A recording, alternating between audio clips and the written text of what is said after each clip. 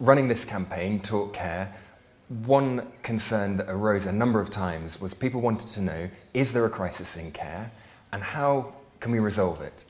We have to see it as a sort of crisis because we've got so many beds at the moment occupied by people who should really be out in the community having care.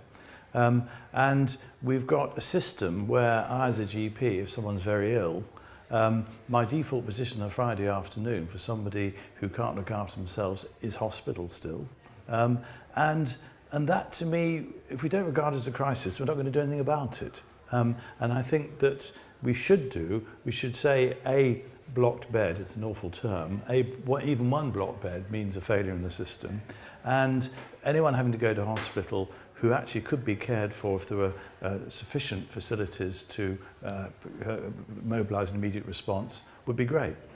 And maybe I'd say the crisis in another respect is I don't know hardly anyone who is not in care at present who actually plans their care ahead so that when something happens they've got a parachute, you know. Now that to me seems to me extraordinary. When you think, you know, we plan for our downsizing houses as we get older and we plan for our careers, our pensions, and yet no, who's planning for their care?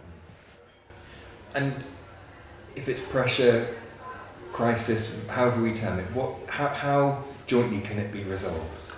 I mean, I think that's the important thing. I'm sorry and disappointed to hear you've got those issues, and I would love to have specific cases. I would love to speak to you on a Friday and know how Devon County Council or whoever is not dealing with an issue.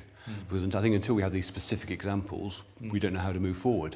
As you know, our whole policy is about letting people live in their own homes independently.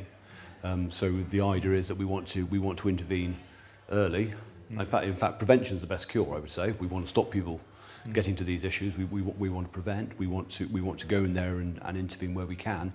But what we don't want to do is give packages forever.